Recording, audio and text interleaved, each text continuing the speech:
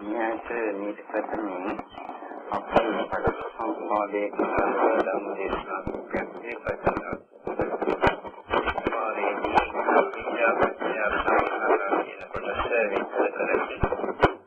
මේ සංස්කාර ජනිත අවිද්‍යාව පහළ වීමට පටන් ගන්නේ කොයි අවස්ථාවේදීද කියන කරුණ පෙන්වන්න කරා. අවිද්‍යාව නිසා සංස්කාර ඇති වෙනවා කියන එකයි අවිද්‍යාව පත්‍ය සංස්කාර කියන එකේ සාමාන්‍ය සරල අදහස. මේ සංඛාර කියන වචනේ විවිධ අර්ථ තිබෙනවා. ධර්මයේ වේදයන් වල සංස්කාර කියන වචනේ පාවිච්චි කරලා තිබෙනවා. කොයි විදිහට ඒක පාවිච්චි කළත් සෑම තැනකම යොදාගත හැකි පොදු අර්ථයක් තිබෙනවා. ඒක තමයි සංඛාර කියන්නේ හේතුන්ගෙන් හටගත් ධර්ම කියන එක. ඒකට කොතන සංස්කාර කියන වචනේ යොදා තිබුණත් අපිට ඒක අර්ථ නිරූපණය කරලා දක්වන්නට පුළුවන් හේතුන්ගෙන් හටගත් ධර්ම කියන. ඒක පොදු අර්ථ නිරූපණයක්. විශේෂයෙන් විවිධ තැන්වල දැක්වෙන විවිධ අර්ථයන් සංස්කාර කියන වචනේ යෙදෙන තැන අනුව අප තේරුම් ගන්නට ඕන. දැන් අපි රූප, වේදනා, සංඥා, සංඛාර, විඥාන කියලා පංචස්කන්ධ කතාව කියනකොට සංස්කාර කියන වචනේ පාවිච්චි කරනවා. එතන මේ පංචස්කන්ධ ධර්මම සංස්කාරය කියන්නේ රූප සංස්කාරයක්, වේදනා, සංඥා, සංඛාර, විඥාන කියන දසනාම ධර්ම සියල්ලම සංස්කාර හේතුන්ගෙන් හටගත් ධර්ම. නමුත් ඒක ඇතුලේ මෙතන සංස්කාර කියන වෙනම ස්කන්ධයක් වශයෙන් දක්වලා තියෙන්නේ සිතේ යෙදෙන සිතවිලි වලට. ඒ කියන්නේ අභිධර්මයේ හැටියට කතා කරනවා නම් අර වේදනා ස්කන්ධය යටත් සංඥාව සංතා ස්කන්ධයට ඇතුළත් කර දක්වා ඇති බැවින් අර සිතේ යෙදෙන චෛතසික 52ක් කියන බව අභිධර්ම පිටකේ දක්වා තිබෙනවා. 52කින් කලින් කියපු දෙක හැර ඒතර සියලුම චෛතසික 50ම සංස්කාර ස්කන්ධයට අයත් වෙනවා කියලා ඒ අභිධර්ම පොතවල දක්වා තිබෙනවා. කියන්නේ චෛතසික ධර්ම 52යි දෙකෙන් 52න් දෙකක් ගියා වේදනා සංඥා කියන දෙක. ඒතරේ 50ම සංස්කාර ස්කන්ධයට අයත් කියලා එහෙම ඒ පොතවල දක්වා තිබෙනවා. සූත්‍ර පිටකයේදී බුදුරජාණන් වහන්සේ දක්වලා තියෙන පංචස්කන්ධ කතාවේදී සංස්කාර කියන වචනේ විස්තර කරනකොට රූප සංචේතනා, ශබ්ද සංචේතනා, ගන්ධ සංචේතනා, රස සංචේතනා සහ පොට්ටබ්බ සංචේතනා, එලෙසින්ම ධම්ම සංචේතනා. එතකොට මෙතන කියන්නේ සංචේතනා කියන්නේ සිතේවිලි ධර්ම කියන එකයි. රූප පිළිබඳව, ශබ්ද පිළිබඳව, ගන්ධ පිළිබඳ සිතේවිලි, රස, කායද දැනෙන ස්පර්ශ, මනස දැනෙන විවිධ අරමුණු පිළිබඳ සිතේවිලි වලට තමයි එතන සංස්කාර කියන වචනේ පාවිච්චි කරන්නේ පංචස්කන්ධ කතාවේ. ඒකට තවත් තැනකදී කියනවා සබ්බේ සංඛාරා අනිච්චා, සබ්බේ සංඛාරා දුක්ඛා, කය ධම්මා සංඛාරා, වය ධම්මා සංඛාරා මේ බොහෝ විට දැකලා තියෙනවා. ඒකෙන් අදහස් කරන්නේ සියලුම සංස්කාර සබ්බේ සංඛාරා අනිච්චා අනිත්‍යයි කියලා. එතන සංස්කාර කියන එකේ අදහස හේතුන්ගෙන් යම් කිසි දෙයක් හටගත්තා නම් මේ සියලුම දේවල් හේතු නිරුද්ධ වීම නිසා නිරුද්ධ වෙන බැවින් ඒ සංස්කාර අනිත්‍යයි කියලා. ඒ හේතුන්ගෙන් යම් කිසි දෙයක් හටගත්තා නම් ඒ ඔක්කොම දුක්. ඒක නිසා සබ්බේ සංඛාරා දුක්ඛ ආදී වශයෙන් ඒ පාඩ වලින් දක්වනවා. ඒකට ඒ අදහස එතන ඒ පාඩ වල දැක්වෙන සංස්කාර කියන එකේ අදහස හේතුන්ගෙන් හටගත් ධර්ම කියන එක. ඊළඟට බොහෝ අවස්ථාවලදී නිර්වාණය විස්තර කරන විට දක්වනවා ඒකං සන්තං ඒකං පණේතං යදිදං සබ්බ සංඛාර සමතෝ කියලා. සියලුම සංස්කාර සම්මණේ වූ ස්ථානය නිර්වාණය සාන්තයි ප්‍රණීතයි කියන එක දක්වා තිබෙනවා. එතන සංස්කාර කියන්නේ නිර්වාණය අරමුණු වමින් පවත්නා විට, ඒ කියන්නේ ඵල සමගත සමවැදී සිටින විට කෙනෙක්ගේ සිත තුළ සියුම් දැනීමක් තිබෙනවා. ඒ වගේම නිර්වාණය පිළිබඳව ඒ නිර්වාණය හා සම්බන්ධව සියුම් සුඛ වේදනාවක්, නිරාමිෂ සුඛ වේදනාවක් තිබෙනවා. එතන වේදනාවකුත් තියෙනවා, විඥානයකුත් තියෙනවා, සංඥාවකුත් තියෙනවා, සංස්කාර ධම්මත් තිබෙනවා. ඒ සියලුම නිර්වාණය හා සම්බන්ධ වූ ඒ සියුම් සංස්කාර ධර්ම රාශිය හැර ලෝකයේ අනිත්‍ය සෑම දෙයක්ම එතන නිරුද්ධයි කියන එකයි අදහස් කරන්නේ. ඒ කියන්නේ නිර්වාණය ගැන කතා කරනකොට.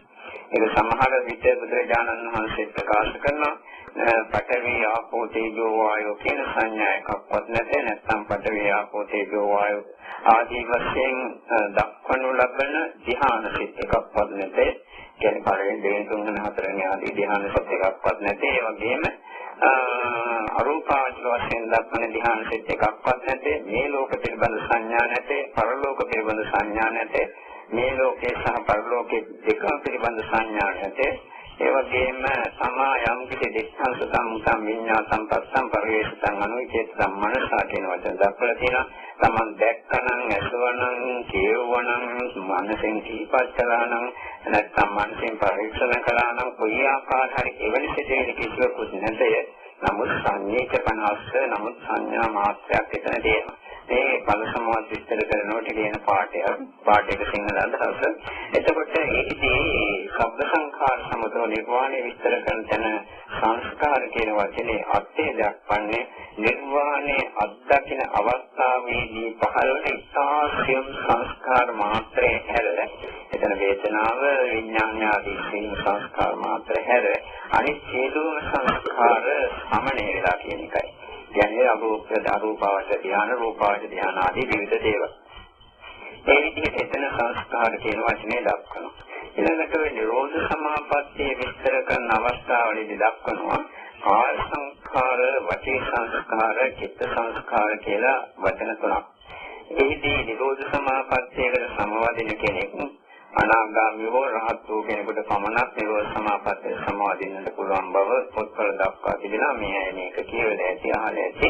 එතකොට ඒ අය නිරෝධ සමාපත්තිය සමාදිනකොට මේ සංස්කාර ධර්ම තුනම නිරුද්ධ කරන්නට ඕනේ. එතකොට නිරෝධ සමාපත්තිය නැගිටිනකොට ඔය සංස්කාර ධර්ම තුන පිළිවෙලින් සිත තුළ නැවත ඇතිවන්නට ඕනේ. මේ සංස්කාර ධර්ම නිරුද්ධ වී යන ආකාරය දැක්වීමේදී නිරෝධ සමාපත්තිය සමාදින අවස්ථාවේදී එතකොට මේ සංස්කාර ධර්ම නිරුද්ධ වී යන ආකාරය දැක්වීමට තමයි කාය සංස්කාර, වචී සංස්කාර, චිත්ත සංස්කාර කියන වචනේ පාවිච්චි කරන්නේ.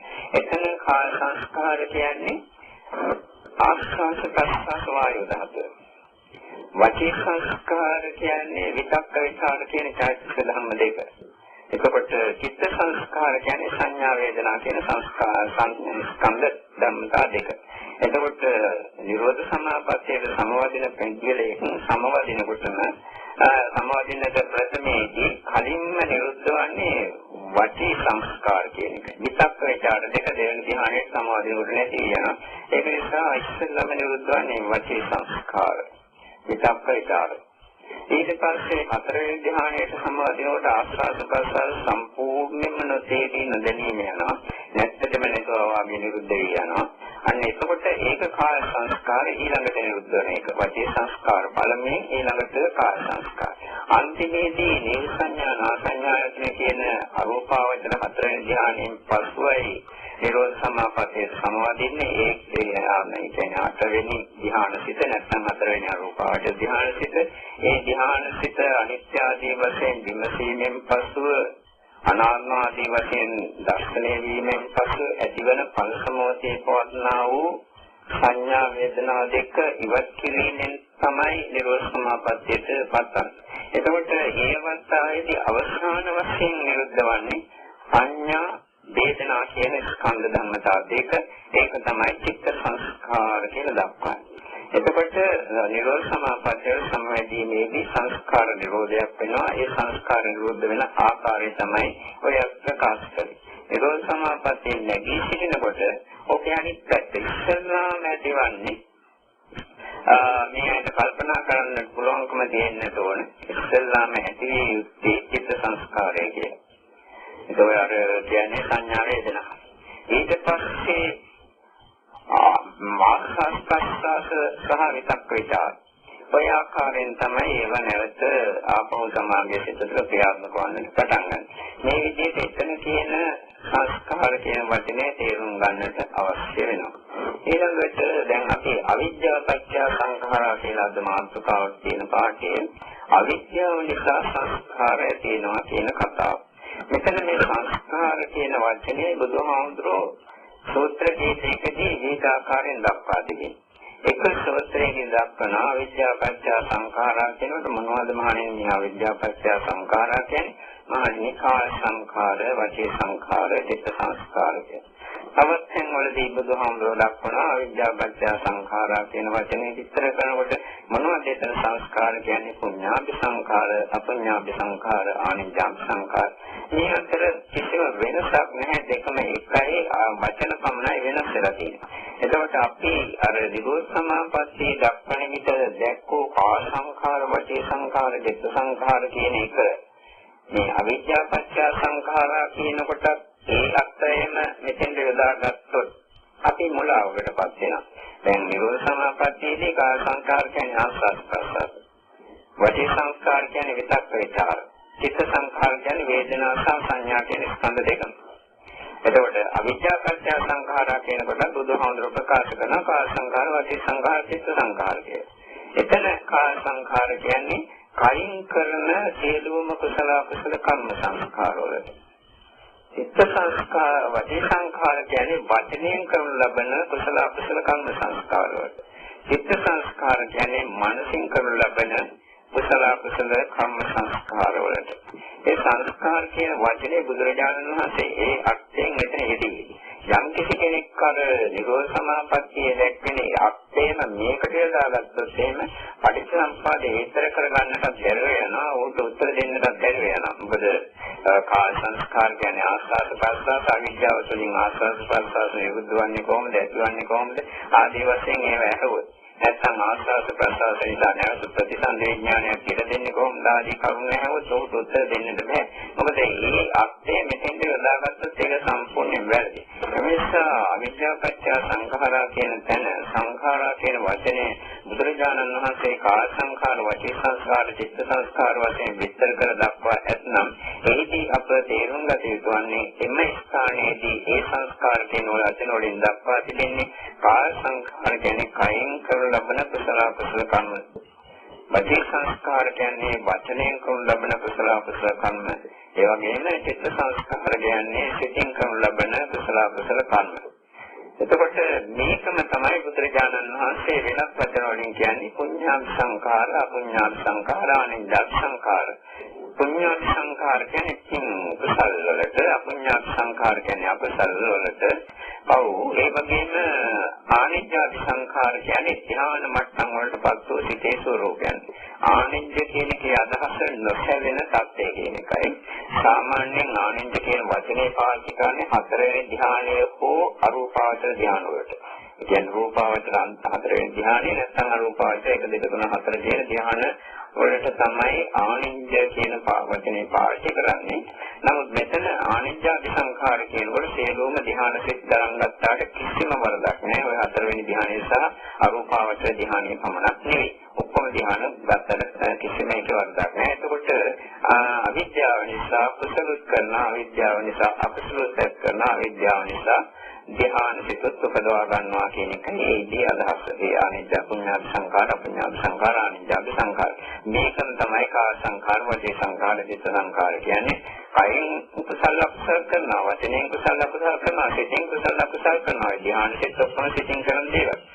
එතකොට මේවා සංස්කාර භාවයට පත්වන්නේ අවිද්‍යා පත්‍ය සංඛාර කියන තැන ඒ කාය සංඛාර, වචී සංඛාර, චිත්ත සංඛාර වශයෙන් දැක්වෙන අර්ථයම පුඤ්ඤාභි සංඛාර, අපුඤ්ඤාභි සංඛාර, අනිඤ්ඤාභි සංඛාර වශයෙන් දැක්වුවා. ඒ අර්ථයේ මේදී දැක්කේ කුසල අකුසල සහ ධ්‍යාන සිත් කියන එකයි ප්‍රකාශ කළේ. එතකොට මේකෙදී මේවා සංස්කාර භාවයට පත්වන්නේ අවිද්‍යාව පාදක වෙලා ඕවා සිදුවුණොත් පමණයි. දැන් මේකට තේරෙන්නේ මේ කතාව. දැන් රහත් වූ කෙනෙක් අපි හිතමු බණ කියනවා, බුද්ධ පූජා තියනවා, මොකක් හරි වන්දනමාන කරනවා. කිසිම කුසලයක් සිදුවන්නේ නැහැ. රහත් වෙච්ච කෙනෙක් කුසල අකුසල සිදුවක් කරන්නේ නැහැ. මොකද කුසල අකුසල දෙකම සිතින් අත්හැරලා තියෙන නිසා. නැත්නම් රහත් වෙච්ච කෙනෙක් අපි හිතමු කෙනෙකුට දෝෂාරෝපණය කරන පරුෂ වචනෙන් නෙවෙයි. අවවාදන් ශාසනා ක්‍රමෙන් දෝෂාරෝපණය කරනවා.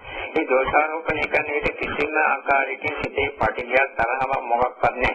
ඔය බුදුරජාණන් වහන්සේ පවා බොහෝ අවස්ථාවලදී මෝග පුරුෂය කියලා මෝඩ පුරුෂයා කියලා කියන්නේ සරියුත් මොගලන් හාමුදුරන් දෙන්නේ පා කියලා එළියුවක් අවස්ථාවකදී දෙන්නම ඊට පස්සේ බුදුහාමුදුරුවෝ ඇහැරලිය අවස්ථාවක් ඒ වගේ අවස්ථා තියෙනවා. ඉතින් ඒකදී කිසිම අකුසලයක් කරන්නේ නැහැ. නමුත් සංස්කාර රැස්වීම සංස්කාර ගැනීමක් තියෙනවා.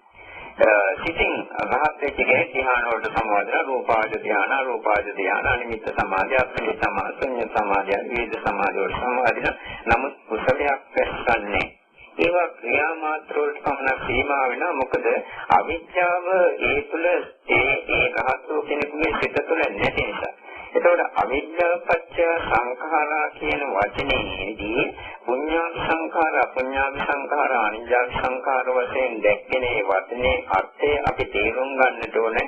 රහත් වූ කෙනෙකුට නොවේ මේක ප්‍රකාශ කරන්නේ පුත්තජන භූමියේ අනාගාමි, සකදාගාමි, සෝවාන් සහ පුත්තජන භූමියේ සිටින අයටයි කියලා.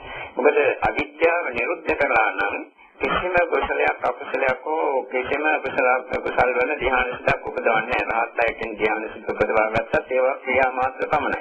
එතකොට මෙතෙන්දී මේ අවිද්‍යාපත්‍ය සංඛාරා කියන එක තේරුම් ගන්නට ඕන කුසල අකුසල තමයි ධ්‍යාන සිත තමයි. නමුත් අවිද්‍යාව පාදක වෙලා නැත්නම් අවිද්‍යාවක නිරුද්ධ නොවී කියන කීසිත තුළ පවත්නා වූ ඒ ක්‍රියා කුසල අකුසල ක්‍රියා ධර්මයයි මෙතෙන්දී ගණන් ගන්න. ඒ කියන්නේ කුසල් තමයි රහත් වූ කෙනෙක් බුදු කෙනෙක් පස්සේ බුදු කෙනෙක් කරන්නේ.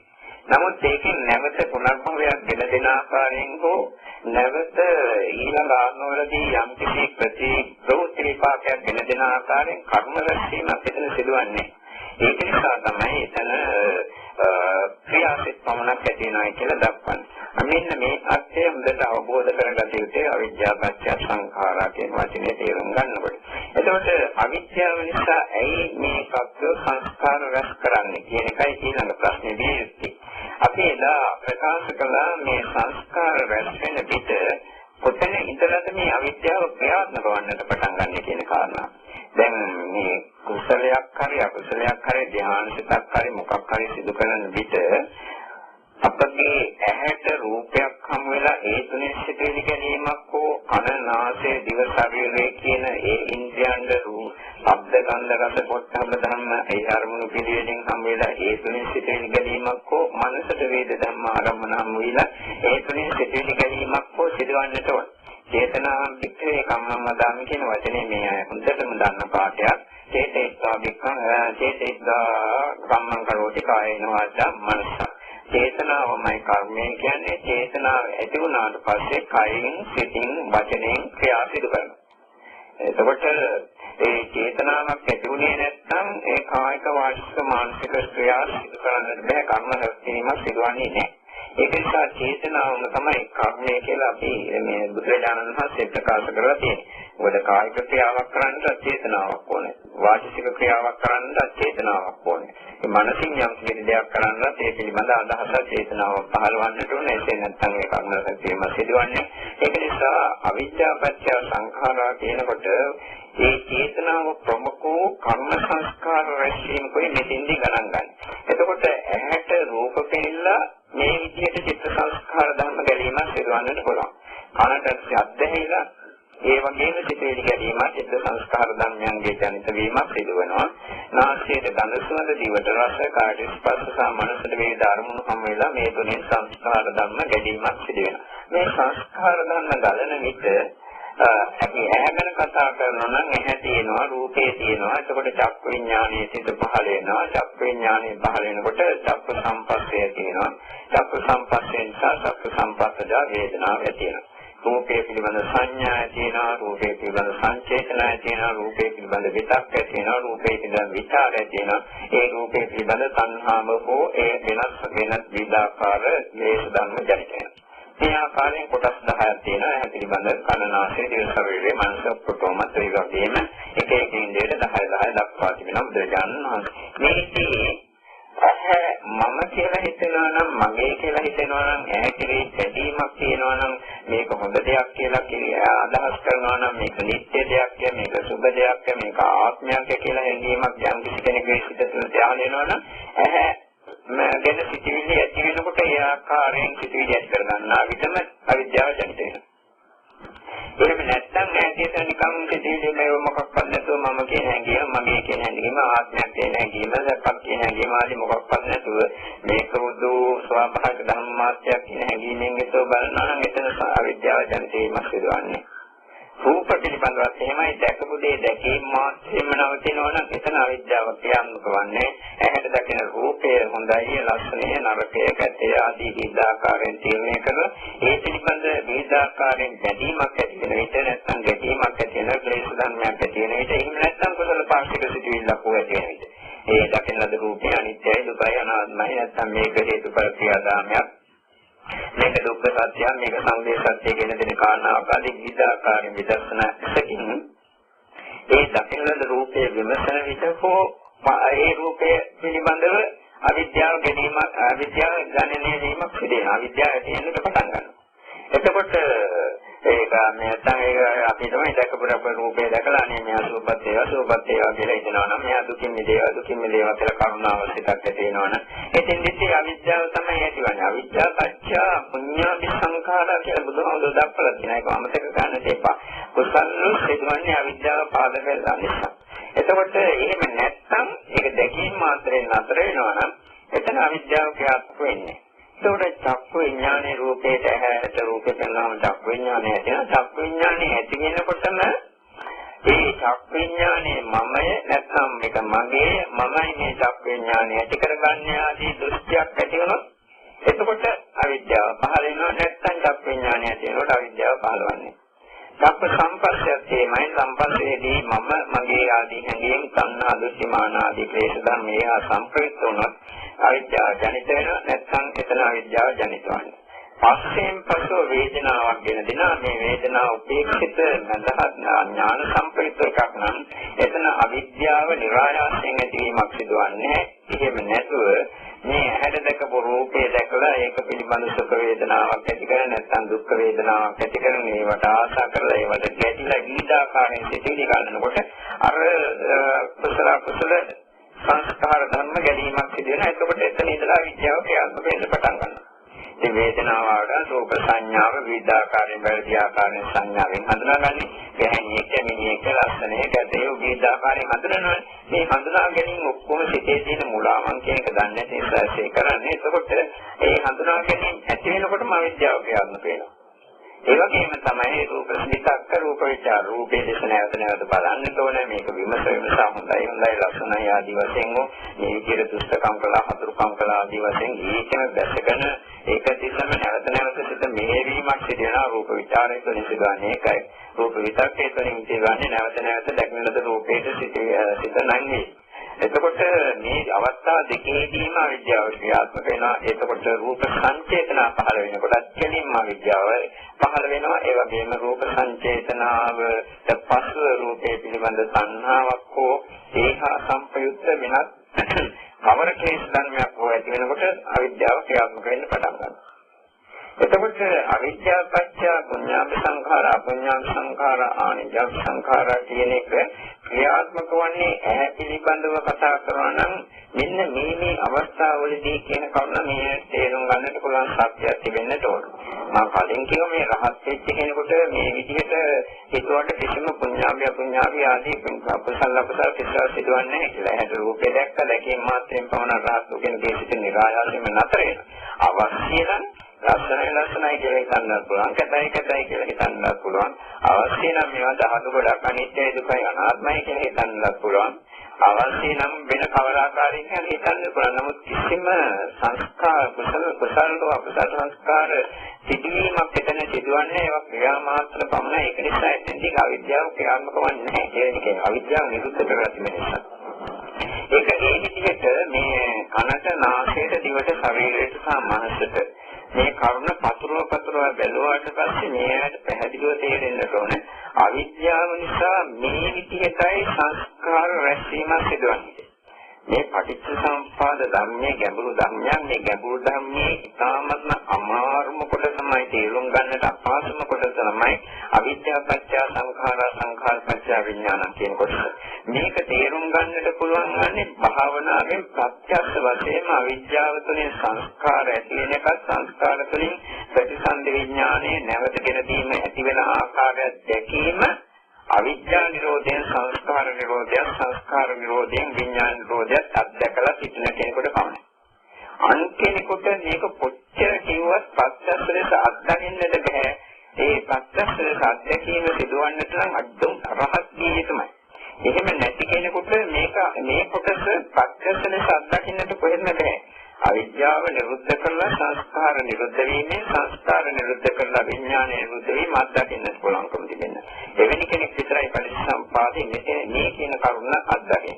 ඒක නිසාමයි මේ කොටස ඉතාම ගම්භීර කොටස වශයෙන් දැක්කන්නේ. මොකද මේක තේරුම් ගන්නට ඕ දෙයකට අපහසුයි. එතකොට අවිද්‍යාව නිසා මේ විදිහට කුසල අකුසල කර්ම සංස්කාර රැස්වන්නේ ඒ කියන කාරණාව තේරුම් ගන්නවා. අවිද්‍යාව කියන්නේ නොදත්කම, මෝඩකම.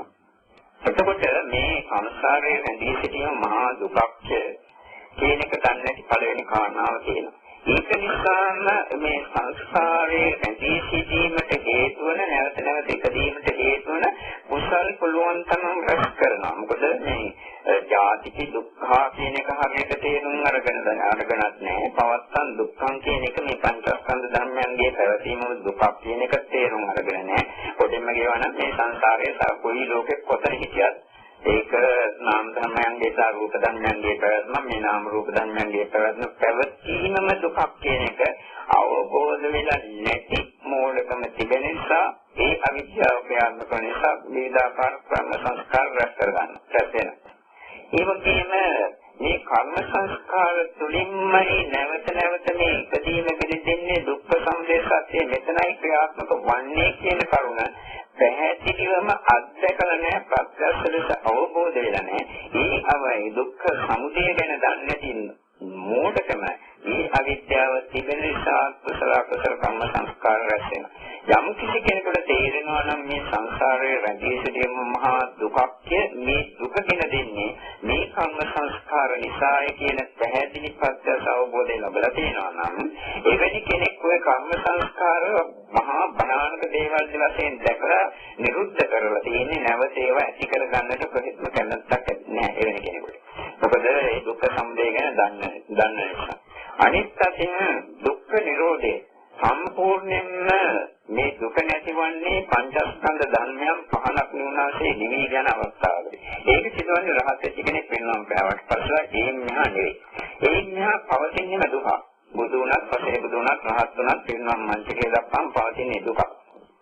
එතකොට මේ දුක නැතිවීමට නම් සම්පූර්ණයෙන්ම මේ පංචස්කන්ධ ධර්ම නිරුද්ධ කළ යුතුයි. ඒ නිරුද්ධ කිරීමට නම් මේ වගේ තියෙන උපාදාන සම්පූර්ණයෙන් අයින් කරලා මේ වගේ සිත ජීවිතයේ තියෙන චන්දරාගය සම්පූර්ණයෙන් අයින් වෙලා මේවෙන්ගේ සිත නිදහස් විය යුතුයි කියන කාරණාව සාමාන්‍ය ලෝකයට තේරුම් ගන්නට බෑ. දුක්ඛ නිරෝධ ගාමිනී ප්‍රතිපදාව එතනින් දක්වන්නේ. ඒ දුක්ඛ නිරෝධ ගාමිනී ප්‍රතිපදාව තුළින් දුක්ඛ නිරෝධ සත්‍යයක් අත්දකිනවා මේ සංස්කාර පිරිත තත්ත්වයට සිතපත් කරගෙන.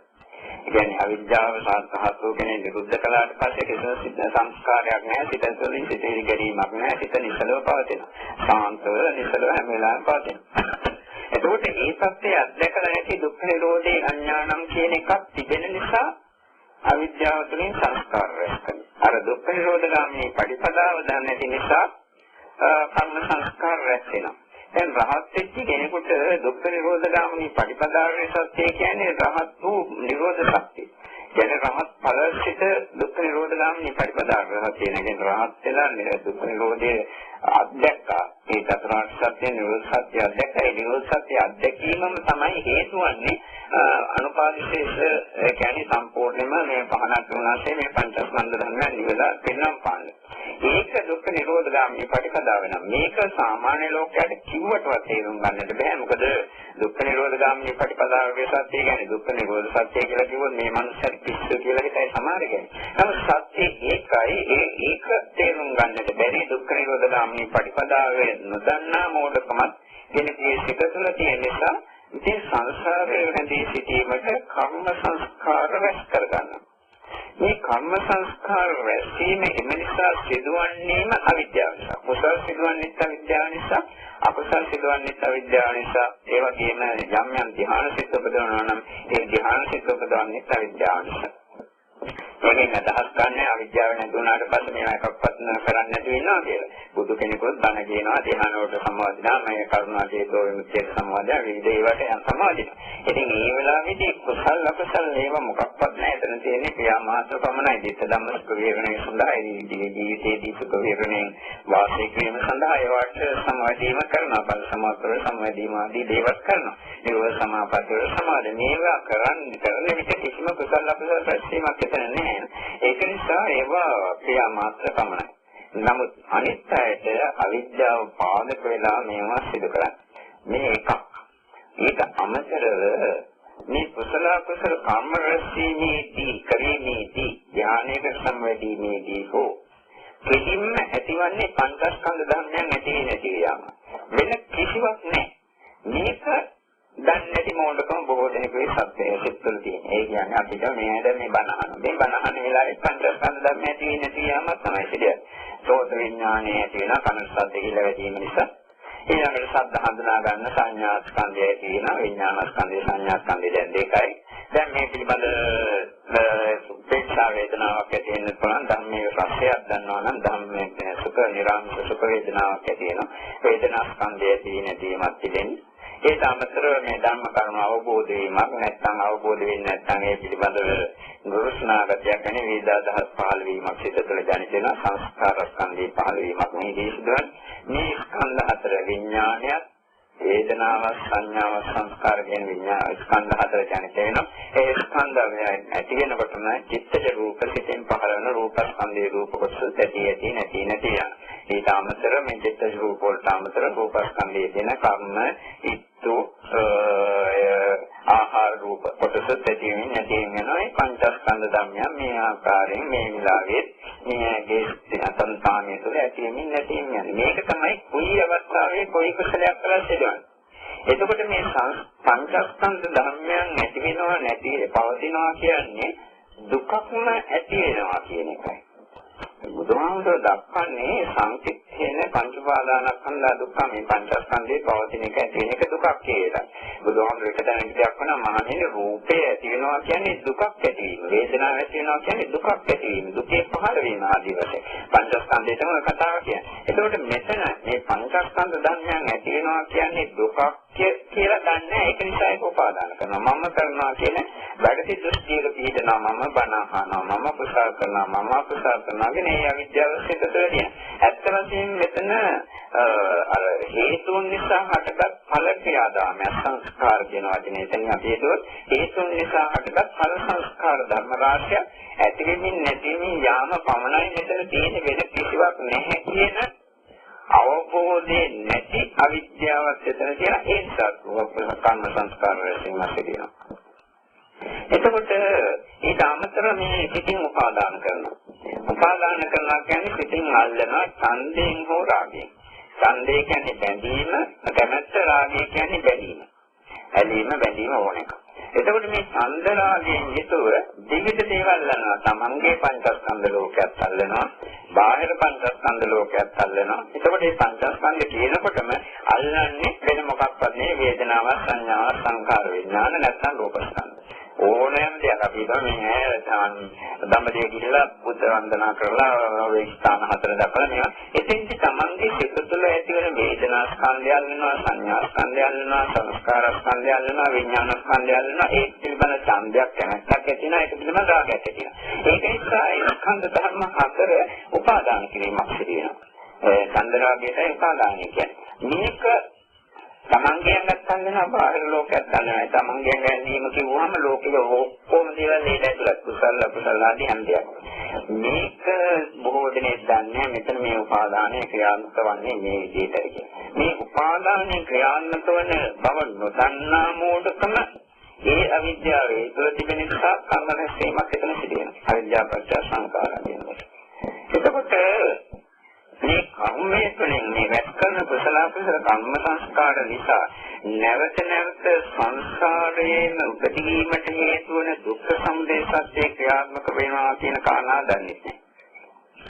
අර කලින් කියපු විදිහට පංච ලෝකයේම දුකක් කියලා දන්නේ නැහැ. ඒ වගේම දුක්ඛ නිරෝධය දන්නේ නැහැ. දුක්ඛ නිරෝධ ගාමිනී පටිපදාවේ සත්‍ය මේකයි කියලා දන්නේ නැහැ. මේ ආදී අවිද්‍යාව තියෙන නිසාම මේවා තණ්හාවෙන් දික්ඛ වලින් මාන වලින් ද්වේතාකාරයෙන් අල්ලනවා, ඡන්දයෙන් බැඳෙනවා, රාගයෙන් බැඳෙනවා, ඡන්ද රාගයෙන් බැඳලා උපාදාන කරනවා.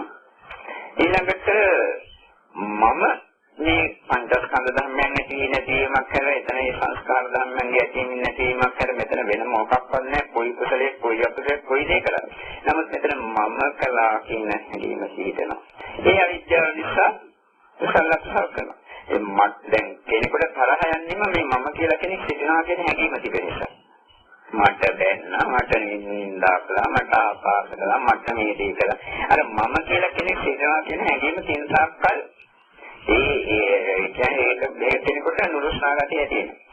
එතකොට ඕනෑම දෙයක් මේ විදිහට සංහාවෙන් උපාදාන කරන්නේ අර මම කියන හැඟීම තිබෙන නිසා අස්මිමානයේ ක්‍රියාත්මක වෙනවා. මේ අස්මිමානයේ පසුබිම්නේ තිබෙන නිසාම තමයි සංගරක් කරන්නේ. මම හොඳ තැනක උපදින්නට ඕන, මම සුභතිය කියන්නට ඕන, මම අපසාර කරගන්නට ඕන. ඒ හැඟීම මම කියන හැඟීම තියෙනවා. රහත් වූ සෑම කෙනෙකුගේ සිත තුළ තියෙනවා. සෝවාන් වෙච්ච කෙනෙකු සදාකාලික ආත්මයන් ඇත්ත කියන හැඟීම සක්කාය දිට්ඨිය නිරුද්ධ කළාට මම කියලා කෙනෙක් සිටිනවා කියන හැඟීම ඔහුගේ සිත තුළ ක්‍රියාත්මකයි. සකදාගාම කෙනාගේ තියෙන අනාගාම කෙනාගේ ඒ තත්ත්වයේ තියෙන. මෙන්න මේ අස්මිමානය ක්‍රියාත්මක වෙන නිසා කුසල කම්ම සංස්කාර රැකීමක් වෙනවා. මේ විදිහට මේ කියපු කරුණු ටික කොහොම එක වචනයකින් කියනවනම් අවිද්‍යාව කියලා කියනවා. ඒ අවිද්‍යාව නිසා කම්ම සංස්කාර රැස් වෙනවා. යම් කිසි කෙනෙක් මේක හරියට තේරුම් ගන්නවා නම් අවිද්‍යාව නිරුද්ධ කළාට පස්සේ කම්ම සංස්කාර නිරුද්ධ වෙනවා කියන එක තේරුම් ගන්නට ඕන. අවිද්‍යා නිරෝධ සංඛාර නිරෝධෝ කියන්නේ. ඒකට මේ ඔක්කොම නිරුද්ධ කරන අරහත්තු කියන්නේ. විරුද්ධ වුණාට පස්සේ තාපෙච්ච කෙනෙකුට විමුක්ත සිතක් උදානවා. විමුක්ත කියන්නේ නිදහස් සිතක්. චක්කු විඥානන්නේ, සෝත විඥානන්නේ, ගහන විඥානන්නේ, ජීව විඥානන්නේ, කාය විඥානන්නේ, මනෝ විඥානන්නේ. ඒක මන ආයතනයේ ධර්මයක් විමුක්ත සිත නිකම් හිස් දැනීමක් මොකක්වත් නැහැ. කිසිම අරමුණක් ඒකේ නැහැ. කිසිම අරමුණක් ගැන හිතන්නටත් බැහැ. ඒ සිතින් කිසිම දෙයක් සංඥාවක් ඇති වෙන්නේ නැහැ. ඒ කිසිම වේදනාවක් දැනෙන්නේ නැහැ. ඒ කිසිම කිසිම දෙයක් අල්ලගෙන උපාදාන කරගෙන නැහැ. ඒක ඔය නිසලෝ බලාගෙන යනවා. මත පිට සිත් වලින් ඕන එකක් ඕන දෙයක් කරන්නට කියන්නට පුළුවන් රහත් කෙනෙකුට අර යට තියෙන සිත ඒ තත්ත්වෙන්න පැහැදිලි යනවා. මොකද අවිද්‍යාව නිරුද්ධ කළාට පස්සේ උද්ගත වන තත්ත්වයක් මේ. මෙන්න මේ සිතේ අන්තිම ස්වરૂපය ඒ සිතේ කියන්නේ සිතට යන්නට පුළුවන් ඉතාම පිරිසුදු අවස්ථාව. මේයින් පහළට පිරිසුදු තැනක් නෑ. මේකට තමයි පබස්සර මිදම් දෙකේ සිතන් කියලා දක්වන්නේ මේ සිත ප්‍රබාස්තරයි කියලා. එතකොට ඒ සිතේ රාගයක් දෝෂයක් මෝහයක් ගෑවිලා වන්න ඒක නිසාම රාගකේ දෝෂක් මොහොතේ කියන වචන මේවට පාවිච්චි කරනවා. මේක කිසිම නිමිත්තක් නෑ. ඒ නිසා අනිමිත්ත කියන වචනේ මේකට දක්වන අනිදස්සන කියන වචනේ මේක දක්වන කිසිම අරමුණක මේක පිළිගන්න ඒක නිසා අපපතිච්ඡති කියන වචනේ පාවිච්චි කරනවා. මේ සිත කවදාවත් නොසැලෙන එක ආකාරයෙන් දිගින් දිගට යන නිසා අකුප්පා කියන වචනේ පාවිච්චි කරනවා. මේ සිත සියල්ලංගේ නිදහස් චින්තා චේතෝ විමුක්තිය කියන වචනේ පාවිච්චි කරනවා. මේ සිත නිදහස්ව විමුක්තව සිතක් නිසා විමෝචන චිත්තං කියන විමුක්තං චිත්තං කියන වචන පාවිච්චි කවර වචනයක් පාවිච්චි කළත් ඒ රහත් වූ කෙනෙකුට එවැනි සිතක් පහළ වුණාම කිසිම සංස්කාරයක් නැතුව ඒ සිතින් ඔහේ ඉන්න පුළුවන් කෙනෙක් තාක්කත්. මේ සිත දිගින් දිගට පැවතගෙන යනවා මරණ මොහොත දක්වා. මරණ මොහොත දක්වා පැවතගෙන යාමට හේතුවක් තියෙනවා. හේතුව මොකද? මේ ලෝකේ ඉදිරි කර්ම සත්‍ය තියෙන නිසා. එකක්. ඊට අමතරව තමන්ගේ තමන්ගේ රූපේ තියෙන ජීවිතේ රූප ශක්තිය ජීවත් වීමේ ශක්තිය පවතින නිසා. ඊට අමතරව මේ පණ ටික පැවතීමට අවශ්‍ය වන ආකාරයෙන් ශරීරයේ තුළ තියෙන ඉන්ද්‍රිය ධර්මයන්ගේ යථාපරිදි ක්‍රියාකාරීත්වය. මේ කරුණු තුන තිබෙන තාක්කල් ඔය සිත ඔය පැවතගෙන යනවා. යම් අවස්ථාවකදී ඒ කරුණු තුනෙන් එකක් හරි නැතුණාට පස්සෙ මේ කය බිල හැලෙනවා. බිල හැලෙනකොටම කිසිම ආකාරයෙන් සිතවිලි ගැලීමක් නැතුව සිත පවතින නිසා මේ සිත නිවියනවා. ඊට පස්සෙ ගැට ගැහෙන්නට වෙන තැනක ප්‍රතිසන්දයක් ගෙන දෙන්න විඥානයක් ඇති වෙන්නට හේතුවක් නෑ. මොකද අර කලින් පුත්තජන භූමියේ සිටින අනාගාමී පහළ සිටින කෙනෙකුගේ කියන්නේ රහත් වෙලා නැති හැම කෙනෙකුගේ සිත තුළ නිරායාසයෙන් සිටිවිලි ගලා යන ඒ සත්‍යයක් පවතිනවා. අර කලින් කියපු අවිද්‍යාව පාදකෝ සෙස්ස ධර්ම ඔක්කොම පවතින ඒක නිසාම සිටිවිලි එකකට පස්සේ එකක් ආදී වශයෙන් ගලා යාමේ ශක්තියක් සිදුවෙනවා. මේ ශක්තිය රහතෝ කෙනෙක් නිරුද්ධ කරන තියෙන නිසා අර මරණ වෙලාවේදී අර සිත පහනක් වෙනාසේ නිවෙනවා. නිවුණාට පස්සේ ගැට ගැහෙන්නේ වෙන තැනක උපදින්න හේතුවක්. මෙන්න මේ සිත ඇති වෙච්ච කෙනාට ඉතාම පැහැදිලිවම පේනවා. මෙන්න මෙතන තමයි අවිද්‍යා නිරෝධා සංඛාර නිරෝධෝ කියන්නේ. අවිද්‍යාව නිරුද්ධ කළාට පස්සේ සංස්කාර නිරුද්ධ කළා කියන්නේ මෙතනයි. සංඛාර නිරෝධා විඥාන නිරෝධෝ. මේ සංස්කාර මෙතන නිරුද්ධ වෙච්ච නිසා මේ ආකාරයෙන් ප්‍රතිසන්ද විඥානය නිරුද්ධ වෙනවා. එතකොට ඌට තේරෙනවා කීනා ජාති විසුද්ධං බ්‍රහ්මචර්යයන් කතං කරණීය නාප්‍රඤ්ඤා ඉස්සත්තාති පජානාති. මගේ ජාතිය ශ්‍රේ වුණා කියලා ඌට එකපාරටම අවබෝධයකුත් පැහැදිලි ප්‍රත්‍යක්ෂ අවබෝධයකුත් ලැබෙනවා. මේක ලැබිච්ච පුද්ගලයාට පැහැදිලිවම පේනවා කලින් සමාගයේ සිට තුළ අවිද්‍යාව ක්‍රියාත්මක වෙච්ච නිසා අර කලින් කියපු කම්ම තණ්හා උපාදාන ආදී ධර්ම මගේ කියන හැඟීම් ආදී ඔක්කොම ක්‍රියාත්මක වෙමින් පැවතිච්ච නිසා හිත තුළින් නියක්කාකාර සිතිවිලි ධර්ම ගැලීමක් ඇති වෙනවා. එකකට පසු එකක් ඒ වගේම ඒ සිත් බලන සිතිවිලි වලට අනුකූල සිතක් ඊළඟටම ඇති වෙනවා කියන එක දකින්නට පුළුවන්. එතකොට අවිද්‍යාව නිසා සංස්කාර මේ විදිහට ගලනවා. මෙන්න මේ මරණ මොහොතේ ඒ සංස්කාර මේ විදිහට ගැලීම නිසා ප්‍රතිසන්ද විඥානේ මේ ආකාරයෙන් සිදු වෙනවා කියන ප්‍රත්‍යක්ෂ අවබෝධය එවැනි කෙනෙකුට අත්දකින්නට පුළුවන්. නැති කිසිම කෙනෙකුට මේ කරුණ ප්‍රත්‍යක්ෂයෙන් සාධකින්නට බෑ. ඒක නිසාමයි මේ පටිච්චසමුප්පාද ධර්මයේ ගම්භීර ධර්මයක් කියලා දක්වන්නේ. ගැඹුරු ධර්මයක්, අවබෝධ කර නොහැකි ධර්මයක්. සාමාන්‍ය පුත්තජන ලෝකයට කොහෙත්ම තේරුම් ගන්නට අපහසු එකක්.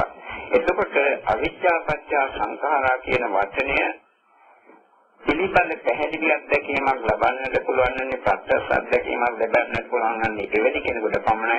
නමුත් අන් අය ඒක මේ ආකාරයෙන් සිදු වෙනවා කියලා තරමක අවබෝධයක් හෝ ඇති කරගන්න උත්සාහ කරනවා. ප්‍රත්‍යක්ෂ නෙවෙයි. සමන්ත නිකන් අවබෝධයක් හරි ඇති කරගන්නට පුළුවන්කම තිබෙන්න ඕනේ. අවිද්‍යාව තුළින් සංස්කාර රැස්වන්නේ මෙහෙමයි. ඒ සංස්කාර නිසා ප්‍රතිසන්දි විඥානය කියන නැවත පුනර්භවයක් කියන තැනක පහළ වීමක්. දවසනක පහළ වීමක් විඥානයේ පහළ වීමක් ඇතිවන්නේ මෙහෙමයි කියන කාරණා තේරුම් ගන්නට පුළුවන් වෙන්න ඕන. ඉතින් මේ ඊළඟ දවසේදී අපි සංඛාරපත්‍ය විඥානං කියන කතාව කියන්නම්. මේ සංස්කාර නිසා ප්‍රතිසන්දි විඥානය ජනිත වෙන ආකාරය මේ පටිච්චසමුප්පාදයන් විස්තර කරනකොට එක ජීවිතයක සම්බන්ධ කරලා විස්තර ගන්නට පුළුවන්. ඒ කියන්නේ මේ ජීවිතයට විතරක් සම්බන්ධ කරලා නැත්නම් ජීවිත තුනකට සම්බන්ධ කරලා මේ භවයේ මේ භවයේ සම්මත භවයේ ආත්ම තුනකට සම්බන්ධ කරලා ඒක කියන්නට පුළුවන්. අපි මේ ජීවිතයට සම්බන්ධ කරලා කියන කතාව නෙවෙයි අද මේ අපි විස්තර කළේ.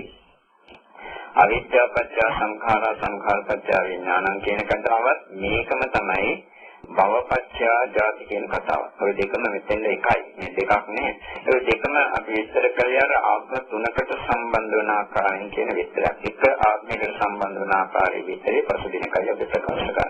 එතකොට මේ දක්වා කියපු කරුණු වල කෙටි සාරාංශය මෙන්න මේකයි. අපි පළමුවෙන්ම කියේ සංස්කාර කියන වචනේ විවිධ තැන්වල යෙදෙන විවිධ ආකාරයෙන් අපි තේරුම් ගත යුතුයි කියන කරුණ. විශේෂයෙන්ම අවිද්‍යාව පත්‍ය සංඛාරා කියනකොට කයින් හෝ සිතින් හෝ වචනයෙන් කරන කායික වාචික මානසික කුසල අකුසල කර්ම රැස්වීමේ කියන එකයි තේරුම් ගත යුතුයි. අවිද්‍යාව පත්‍ය සංඛාරා කායික වාචික මානසික වශයෙන් කුසල අකුසල කර්ම රැස්වීම. ඒක ගත්තා ඒ අදහස ගත්තාම ඒ අර්ථය තමයි තේරුම් ගත්තාට පස්සේ කොයි ආකාරයෙන් බුදුහාමුදුරුවෝ විස්තර කරලා තියෙන සමාධියක පැහැදිලිවම කියනවා මෙන්න මේකයි බුදුහාමුදුරුවෝ. එතකොට අවිද්‍යාව කියන්නේ චතුරාර්ය සත්‍ය ධර්මයේ නොදත්තික ප්‍රධාන වශයෙන්ම ඒ නොදත්කම නිසාම තමයි මම කියන කෙනෙක් සිටිනවා කියන්නේ මානිය පවතින්නේ. ඒ නොදත්කම නිසාම තමයි සංහාව භවයේ රැඳී සිටීමේ ආශාව පවතින්නේ.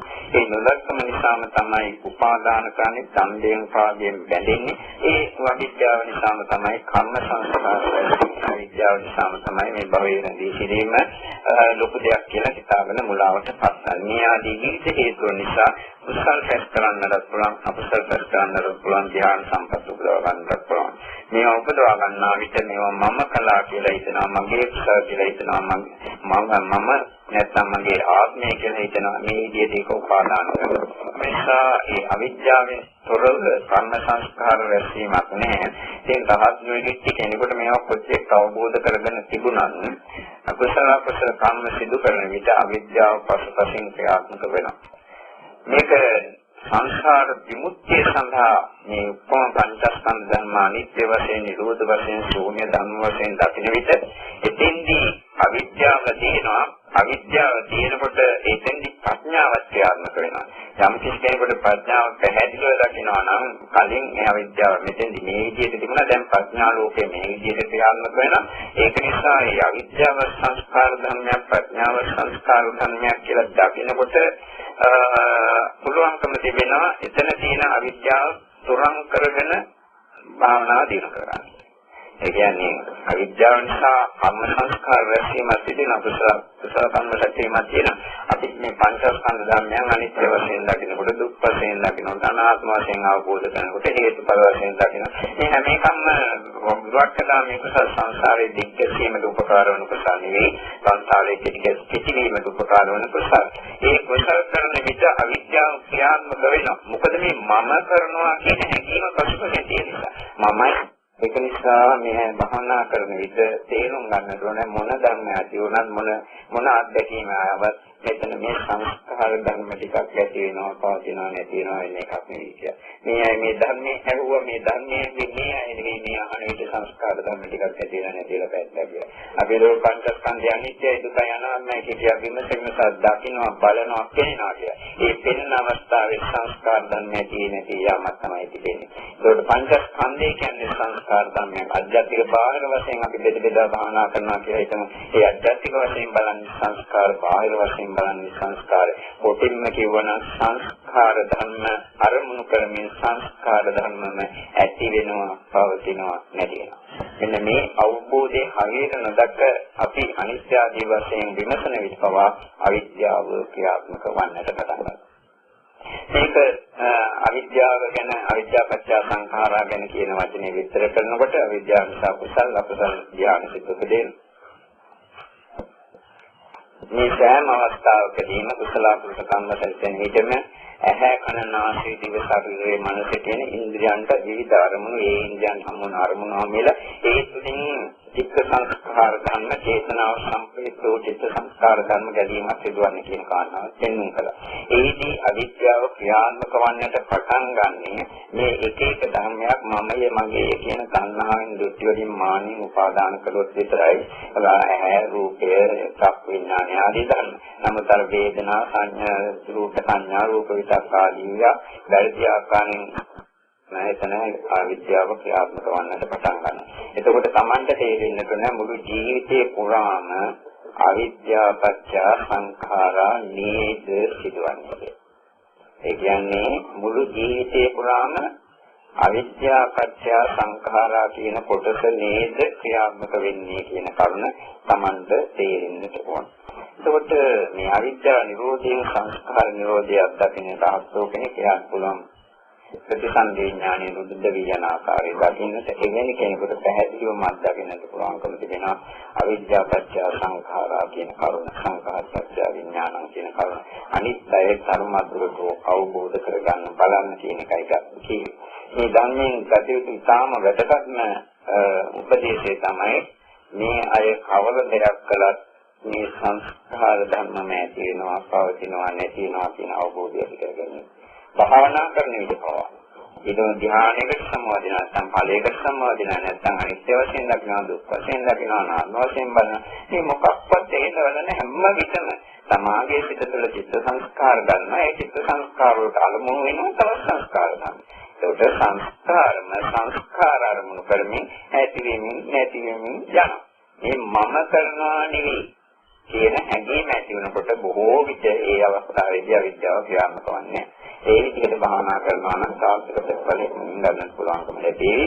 මේවා ගැඹුරු කරුණු නිසා තමයි කියන්නේ ටිකක් අදිමදිකම් කරන්නේ. කෙසේ වෙතත් මේ ඇට තේරෙන කරුණු ටිකක් පමණක් අද අපි අවිද්‍යාව පත්‍ය සංඛාරා කියන කාරණාවලින් ඉදිරිපත් කළා.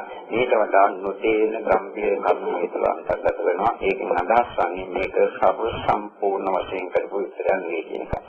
හොඳයි එහෙනම් කල්පනා කරන්න මේකලා මෙතන සංඝයාට මේ දාණය කියන විදිහට මේ ධර්මයස්වනේ කළා මේ කරන සිලෝන් සත්‍යයෙන් අපට මේ අවිද්‍යාව නිරුද්ධ කරලා සංස්කාර නිරුද්ධ වීමේ සංස්කාර නිරුද්ධ කරලා ප්‍රතිසන්ද විඥානය නිරුද්ධ කිරීම තුළින් මේ සංසාර ගමන සම්පූර්ණයෙන්ම නැති කර සදාකාලික වශයෙන් දුකින් මිදීමට වාසනාව ශක්තිය උදා වේවා.